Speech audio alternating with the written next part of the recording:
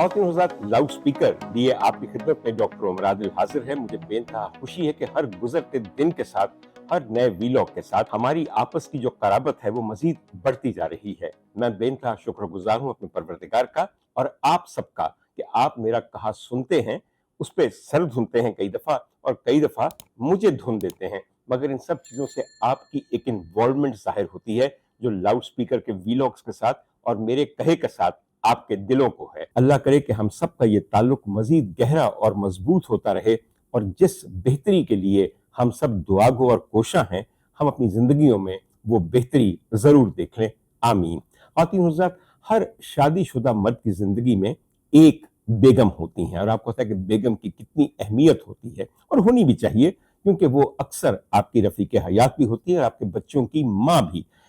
मगर मेरी जिंदगी में अपनी एक बेगम के अलावा, जो कि गजबनाक खातून थी, एक और बेगम भी आई। ये जो दूसरी बेगम है, इन्हें मैंने खुद क्रिएट किया और जब क्रिएट कर लिया तो फिर ये मेरे संभाले नहीं संभलती थी। मुझे किसी जमाने में बचपन में ये बताया गया था कि आप जब लिखते हैं कोई चीज तो किरदार आप खुद तख्लीक करते हैं, मगर कुछ देर बाद किरदार की एक अपनी मर्जी, एक अपनी जिंदगी, एक अपनी जात पूरी की पूरी मुकम्मल हो जाती है और वो आपके हाथ से निकल जाता है। वो आपके हाथों से अपने कहे जाने वाले मुकालमे तो लिखवाता है और कहानी के मोड़ों को भी डिटरमिन करता है। इस तरह किरदार बहुत ज्यादा पावरफुल हो जाता है। आप कहेंगे कि डॉक्टर उमर आदिल ने आज हम सबके सामने अपनी दूसरी बेगम का किस्सा बयान करना है।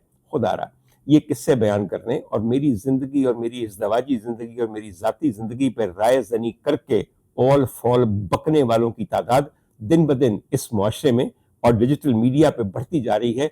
मगर मैं क्या करूं, कुछ लोगों ने गूं से ही अपना पेट भरना होता है, लिहाजा उनकी किस्मत और फिर उनके बख्त। मैं एक बात जानता हूं कि जो शख्स किसी की भी जाती जिंदगी का मजाक उड़ा के पैसे कमाता है, उसकी क्या औकात होगी और उसकी क्या जिंदगी होगी। मैं कई दफा ये भी सोचता हूं कि ये लोग न जाने किस तरह रात को सो जाते हैं। मगर फिर मुझे याद आता है कि डॉक्टर उमर आदिल, आजकल हमारा कौमी नारा एक ही है। आप भी याद रखिएगा, डॉक्टर उमर आदिल आपको सुना रहा है कि हमारा कौमी नारा क्या है। वो है बेगैरती तेरा ही आसरा। और जब बेगैरती का आसरा हो जाए किसी भी फर्द को या मुआशरे को, तो फिर बाकी कुछ नहीं रहता, न हया, न शर्म, न इज्जत, न लिहाज। तो इस वक्त हम एक बहुत मुश्किल दौर से गुजर रहे हैं, मगर छोड़िए इन बातों को।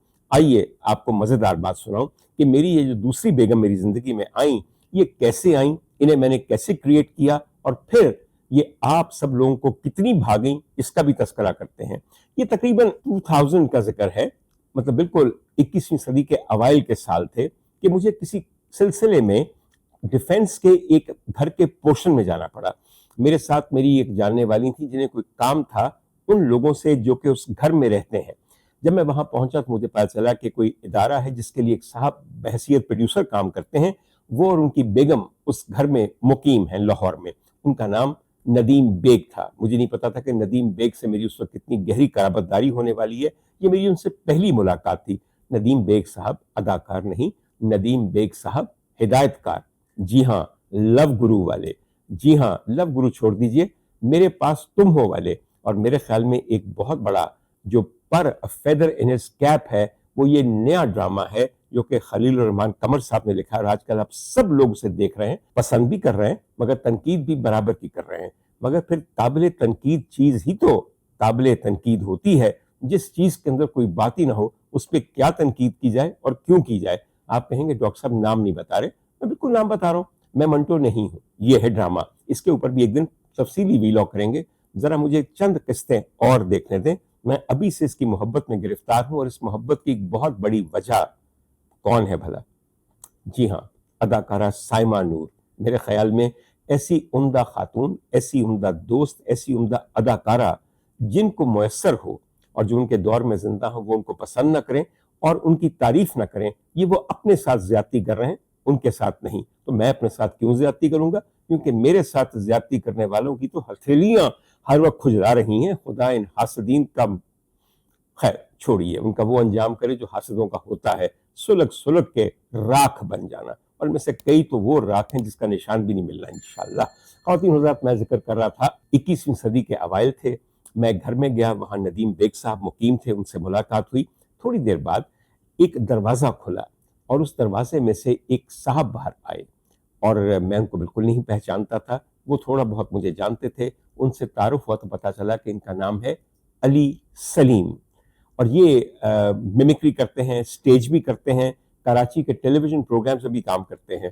تب مجھے ایک دم یاد آیا کہ میں نے علی سلیم کو محترمہ بے نظیر بھٹو کی ممکری کرتے دیکھا ہوا ہے اور میرے خیال میں جس عمدگی سے علی سلیم صاحب ان کی نقل اتارتے تھے اور جس طرح ان کا لہجہ اپناتے تھے وہ مثالی تھا, اور اتنا عمدہ لہجہ کوئی اور محترمہ کا نہیں اپنا سکا, نہ اس کو ریپروڈیوس کر سکا. میں تو کئی دفعہ سوچتا ہوں کہ اگر زرداری صاحب سو رہے ہوں اور علی سلیم کی آواز میں کوئی ان کو پکارے تو وہ ہڑبڑا کے اٹھیں گے کہ محترمہ کہاں سے آ گئی ہیں, ان کی بے چین روح تو نہیں آ گئی.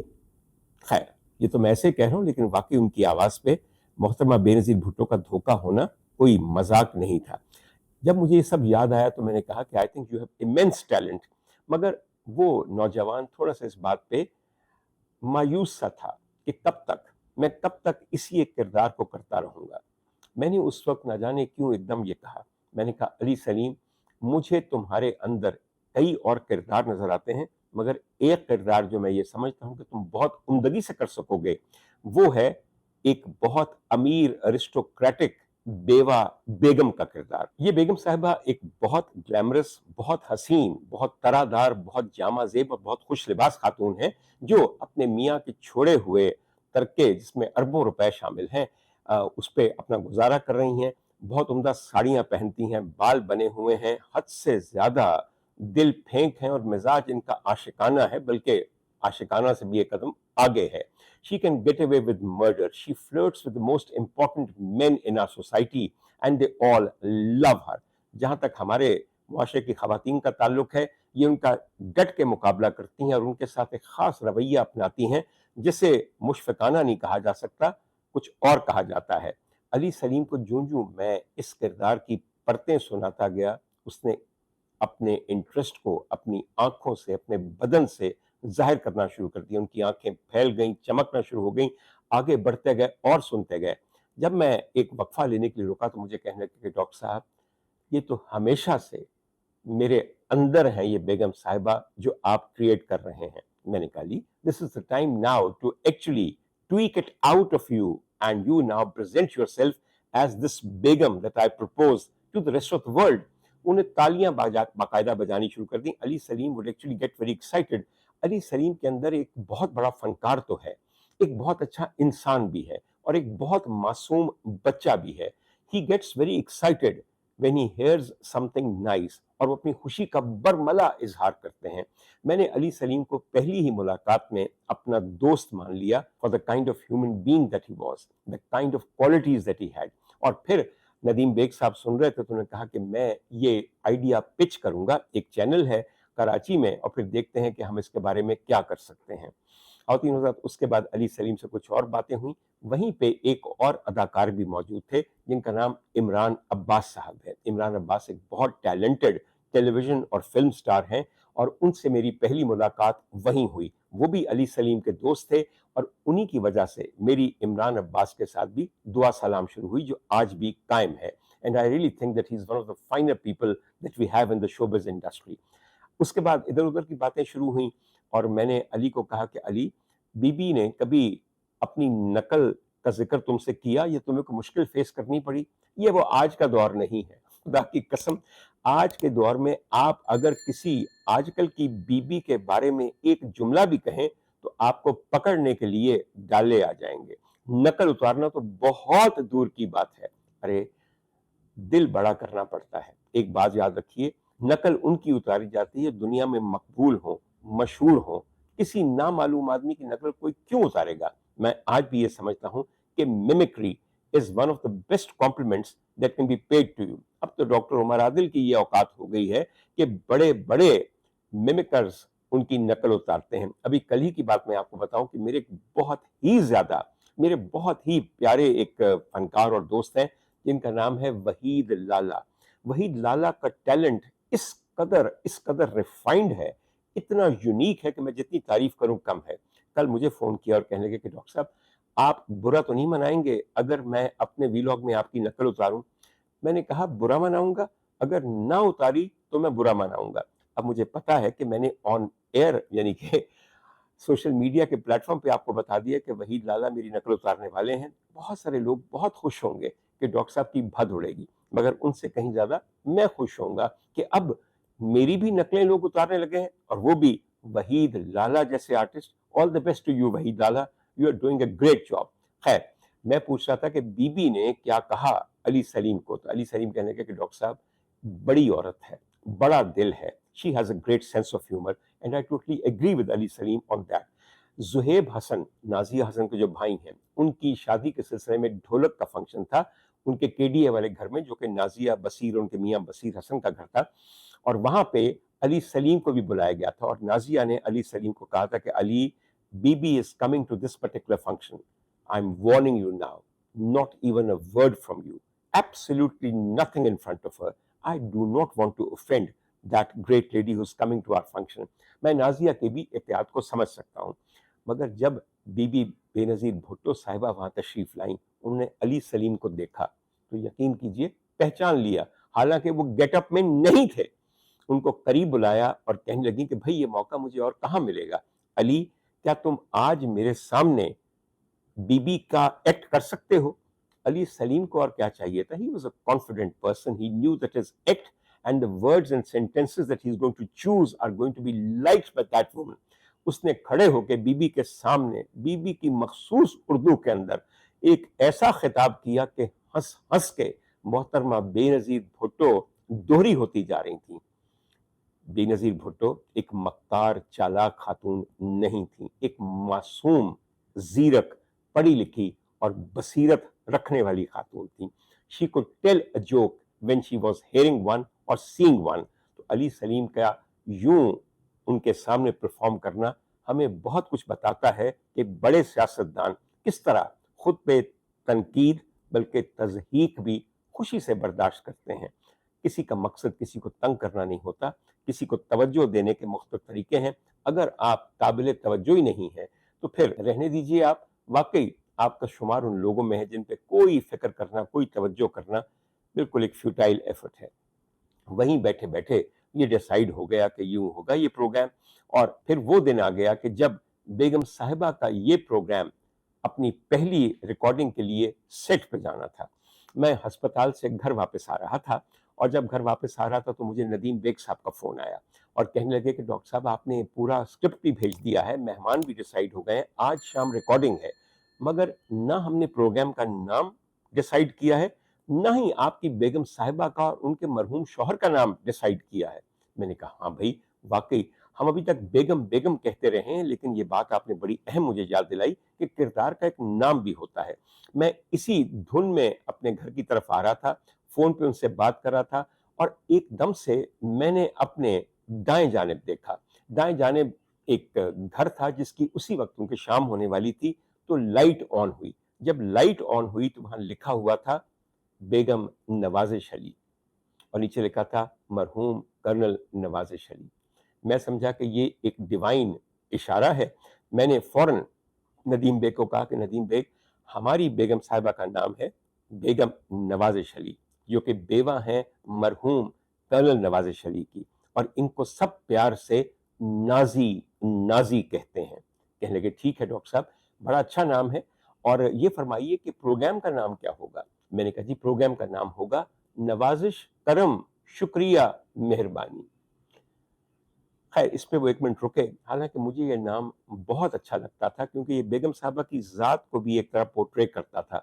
لفظ بھی پیارے ہیں، نوازش، کرم، شکریہ، مہربانی۔ ایک او ایس ٹی بھی بن سکتا تھا جو علی سلیم اپنی آواز میں گا سکتے تھے کیونکہ گاتے بھی بہت اچھا ہے، مگر ندیم بیگ نے پھر جو نام چنا وہ یہ تھا لیٹ نائٹ شو ود بیگم نوازش علی، اور اسی نام سے پھر اس کو شہرت ملی۔ بہر طور میں سمجھتا ہوں کہ یہ نام بھی ایک کمال برکت والا نام تھا، کیونکہ جب پہلی ایپیسوڈ ریکارڈ ہوئی، اس کا قصہ میں آپ کو بتا دوں، آپ میں سے شاید سب لوگوں کو یاد نہ ہو کہ ہمارے پہلی ایپیسوڈ کے جو 2 گیسٹ تھے ان میں سے ایک جناب مرحوم مخدوم امین فہیم صاحب تھے، جو ہمارے ایک بہت پرانے سیاستدان تھے، سندھ کے وڈیرے تھے، زمیندار تھے، دل پھینک عاشق تھے، اور اس کے علاوہ ایک وقت ایسا تھا کہ وزیر اعظم پاکستان بھی بننے والے تھے. بے انتہا وزادار آدمی تھے، ان کے اندر پرانے رئیسوں والی ساری باتیں تھیں. اور ایک زمانہ ایسا تھا کہ جب وہ گلوکاری کو اتنا پسند کرتے تھے کہ ان کی ایک بیگم دینا لیلا تھیں. دینا لیلا یاد ہیں آپ کو؟ نہیں، کسی کو یاد نہیں. آپ کو یاد ہوگا کہ سقوط ڈھاکہ سے پہلے ہمارے ہاں ایک بنگالی گلوکارہ تھی جن کا نام تھا رونا لیلا. رونا لیلا ابھی بھی حیات ہیں اور اس وقت ڈھاکہ میں اور بنگلہ دیش میں ایک بہت بڑی گلوکارہ کا مقام رکھتی ہیں. خیر، جو احسانات لاہور کے ان پہ ہیں وہ ان کا کبھی بدلہ نہیں چکا سکیں گی. انہی کی بڑی بہن تھی دینا لیلا. اور وہ ہوا یہ تھا کہ مخدوم صاحب کے والد مخدوم طالب المولا بہت بڑے شاعر تھے. انہوں نے اپنی شاعری کو گوانے کے لیے ایک دفعہ حالہ میں رونا لیلا کو بلایا تو ان کے ساتھ دینا لیلا آئیں. اور دینا لیلا خیر گلوکاری میں تو مصروف نہیں تھیں مگر مخدوم امین فہیم صاحب کو اس قدر بھا گئیں کہ ان کی بیگم بن گئیں. اور رونا لیلا پھر واپس گانے گا کے آ گئیں اور آگے کی طرف بڑھ گئیں. مگر آج مخدوم صاحب کا ایک بیٹا بھی دینا لیلا میں سے ہے. خیر، تو مخدوم امین فہیم صاحب تھے اور ان کے ساتھ to add glamour to the show, حالانکہ بیگم نوازش علی خود بہت گلیمرس کردار تھی مگر کوئی ٹکر کی چاہیے تھی تو اس کے لیے چنا گیا اداکارہ اور ہدایت کارہ ریما کو. اینڈ ریما بھی وہ ایسی سمجھدار خاتون ہے کہ she could see the idea, she could feel what the program is all about and she was the kind of person who would play along. میری بات کو سمجھیے. تو پہلی ایپیسوڈ کے اندر ہمارے ہاں اتنے بڑے سیاستدان اور اتنی بڑی اداکارہ تھیں. آپ یقین کیجئے پوری ریکارڈنگ ہو گئی اور مخدوم صاحب کو پتہ ہی نہیں چلا کہ یہ صاحب جو ہیں یہ ایک صاحب ہیں علی سلیم. وہ یہ سمجھتے رہے کہ کوئی بہت ہی گلیمرس بیگم صاحبہ ہیں. حتیٰ کہ پروگرام کے اینڈ میں انہوں نے اپنا وزٹنگ کارڈ نکال کر کہا کسی وقت فرصت ہو تو مجھے فون کیجیے گا اور بتائیے گا یہ پروگرام کب آن ایئر ہونا ہے. جس پہ بیگم نوازش علی نے اپنی پلکیں جھپکائیں اور کہا رابطہ رہے گا مخدوم صاحب. خیر خواتین حضرات، جب وہ پروگرام آیا ہے اس کے بعد اس کو جو شہرت ملی ہے وہ بیان سے باہر تھی. میں بے انتہا خوش ہوں کہ میں نے ایک ایسا پروگرام کنسیو کیا، ایک ایسا کیریکٹر لکھا، اس کا اسکرپٹ لکھا اور ندیم بیگ صاحب نے اس کو اتنی عمدگی سے ڈائریکٹ کیا کہ it became a sensation. This sensation was at a time when actually it was much earlier than its time. آپ لوگوں کے بہت سارے اعتراضات ہیں، میں چند جواب اس کے دینا چاہتا ہوں. آپ لوگوں کو شاید یہ پتہ نہیں کہ فیمیل امپرسنیشن یعنی کہ ایک مرد کا عورت کا کردار ادا کرنا بر صغیر کی تھیٹر کی اور فلم کی روایات میں شامل ہے. ہمارے ہاں جو پہلا مراٹھی تھیٹر تھا، پارسی تھیٹر تھا، جاترا تھیٹر تھا بنگالی کا، اس سب میں جو عورتوں کے کردار تھے وہ اکثر مرد ادا کرتے تھے اور بے انتہا خوبی سے کرتے تھے. نہ صرف یہ بلکہ میں اپنے ایک ویلاگ میں آپ کے سامنے تذکرہ کر چکا ہوں کہ بر صغیر کی پہلی فلم کی ہیروئن بھی ایک مرد تھا. خواتین حضرات، مردوں کا یوں تھیٹر میں آنا اور فلموں میں آنا اس لیے بھی زیادہ مناسب تھا کیونکہ خواتین کے اندر اس وقت یہ جرت نہیں تھی کہ وہ فلم پہ آ سکیں. ان کے اندر شاید ان کو وہ اجازت بھی نہیں تھی. اور تیسری ایک بات ہوتی ہے پیٹریارکل کنٹرول کی. جب مرد ہی پروڈیوسر ہو، مرد ہی لکھاری ہو، مرد ہی ہدایت کار ہو اور مرد ہی ہیروئن بنا ہو تو پھر وہ ایک ایسی عورت کو تشکیل دیتے ہیں جو عین ان کی مرضی اور منشا کے مطابق ہوتی ہے. اور یہ خواتین انتہائی سبمسو، قربانی دینے والی مجاہدہ قسم کی بیویاں ہوتی ہیں جو ہر مرد دیکھنا چاہتا ہے. This patriarchal control over the females in the stage was the kind of control that every man wanted in the society as well.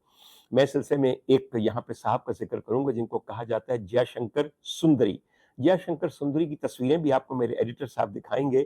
یہ اتنے مقبول تھے ایز اے فیمیل امپرسنیٹر کہ لوگ ان کو دیکھنے کے لیے اسٹیج پلے دیکھتے تھے اور ان کی اداکاری بحیثیت اداکارہ اتنی پسند کی جاتی تھی کہ اگر کوئی خاتون بھی ان کے مقابلے میں آ جاتی تو قطعاً کامیاب نہ ہوتی.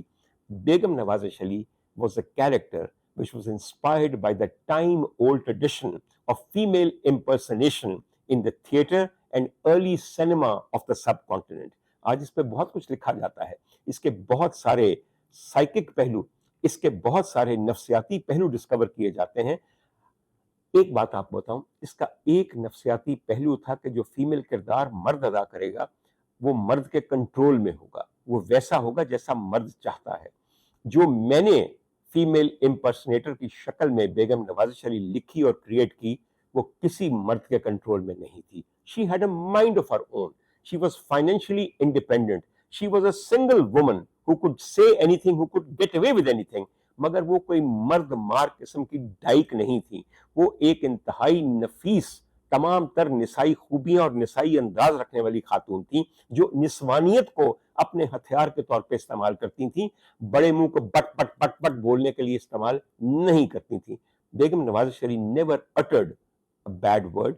She got away with everything because she was so sweet tongued. बेइंतहा romantic थी, और मुझे कभी कभी मुकालमे याद आते हैं कि वो बेइंतहा ज्यादा इस चीज का भी इदराक रखती थी कि औरत के मसाइल क्या हैं. उनके मोनोलॉग में से एक जुमला आपको मैं सुनाऊं.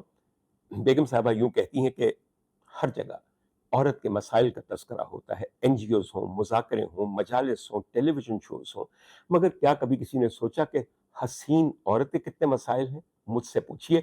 जिस तकरीब में मैं जाती हूँ वहां मर्द अपनी ख्वाहिश का इश्तिहार माथे पे लगाए और सजाए हुए मेरे मुकाबले आ खड़े होते हैं, और आप तो जानते हैं कि मेरी आदत दिल तोड़ने की नहीं है, मुंह तोड़ने की है.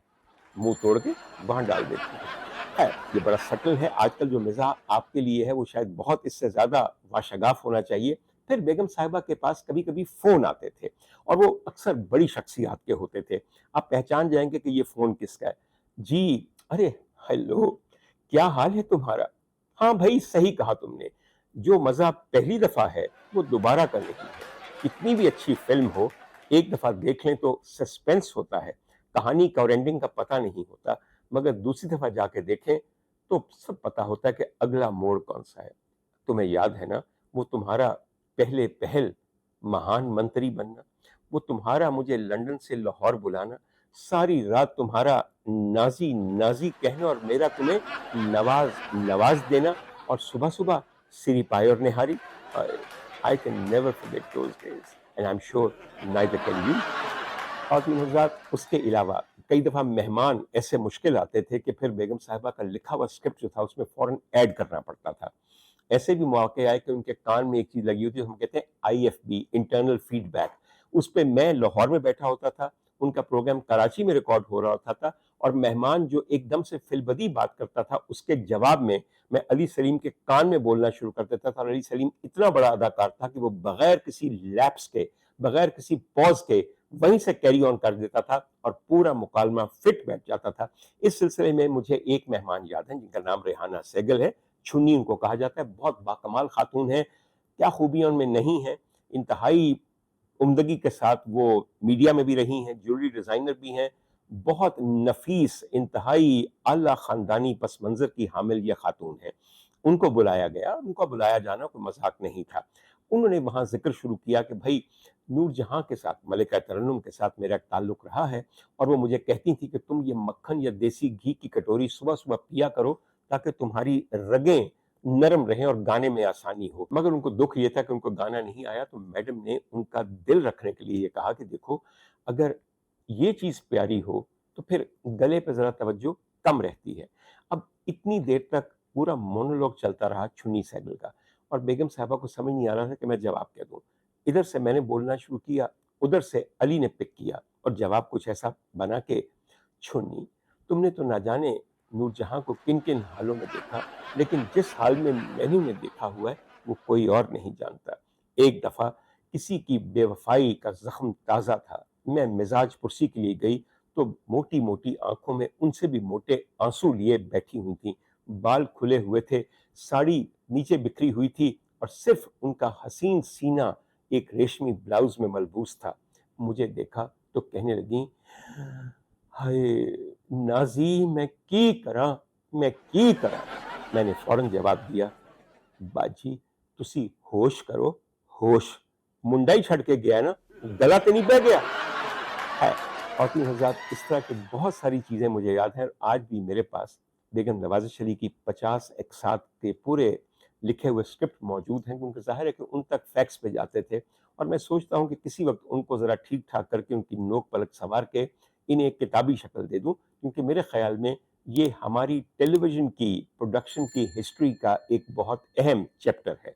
मुझे बड़ी खुशी है कि उसके बाद कोई और किरदार ऐसा क्रिएट नहीं किया गया, या अगर क्रिएट भी किया गया तो बेइंतहा नाकाम हुआ। ये पाकिस्तान का वाहिद ऐसा प्रोग्राम है जिसे इंडिया में कई दफ़ा अली सलीम को लेके प्रोड्यूस किया गया और वहाँ भी ये बहुत कामयाब हुआ। इसके अलावा जहाँ तक मेहमानों की क्वालिटी का ताल्लुक है, मेरे ख्याल में जितने उम्दा मेहमान बेगम नवाजिश अली के ड्राइंग रूम में आए, वो पाकिस्तान के किसी और शो में कभी बहसियत मेहमान नहीं आए। अब तो ये आलम हो गया है कि वही 200 लोग हैं, पूरी चक्री लगाते हैं उन्हीं 11 प्रोग्रामों में जो रोज़ाना होते हैं। और आप यकीन कीजिए, हम ये तक जान गए हैं कि उन्होंने अपनी शादी के दिन जो जुराबें पहनी उनमें सुराख कहाँ था। हद होनी चाहिए किसी चीज़ की, बार बार कुरेद कर करके। We have very limited guests, and the guests can also only come up with very limited stories because their stories are pretty boring anyway। क्या किया जा सकता है, आप लोग देखने वाले हैं, ये लोग दिखाने वाले हैं, मामला चल रहा है, अब देखिए और दिखाता है खुदा क्या। ख़वातीन हज़रात, मेरे कुछ डिफरेंसेस बाद में हुए। एक तो डिफरेंस हमेशा से, आप लोग आज रो रहे हैं कि भी मीडिया पे पेमेंट नहीं होती। अदाकार आके सोशल मीडिया पर रो रहे हैं कि हम ये काम छोड़ रहे हैं क्योंकि हमें ड्रामों की पेमेंट नहीं दी जाती।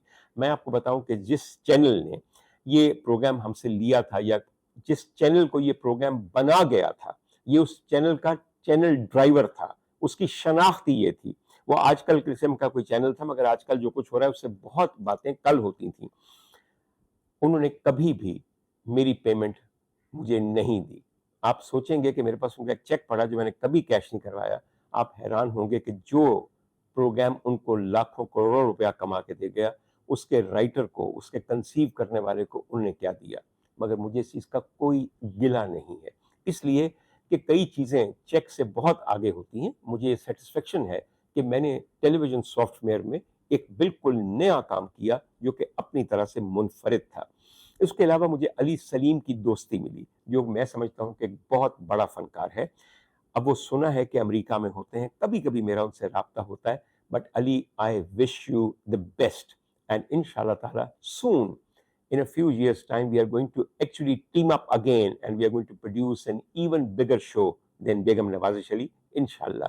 हाँ, ये बात है कि नदीम बेग साहब शायद अब इस प्रोग्राम की हिदायतकारी ना करें, क्योंकि जिनके साथ वो आजकल मसरूफ़ हैं, उनको कहाँ वक्त मिलेगा अपने पुराने साथियों से मिलने का। मगर कोई बात नहीं, ये मुल्क बड़ा मर्दम खेज़ है, इसने बहुत सारे उमर आदिल भी पैदा करने हैं, बहुत सारे नदीम बेग भी पैदा करने हैं, और बहुत सारे अली सलीम भी पैदा करने हैं। तो इसलिए किसी की कमी नहीं है इंशाअल्लाह ताला। ख़वातीन हज़रात, मैं ये कहानी सिर्फ इसलिए सुना रहा हूँ कि मेरे ख़्याल में मैंने कभी इससे पहले इस मौजू पे कोई वीलॉग नहीं किया, मगर करना बनता था। क्यों नहीं, ओनरशिप होनी चाहिए अपनी क्रिएटिविटी की।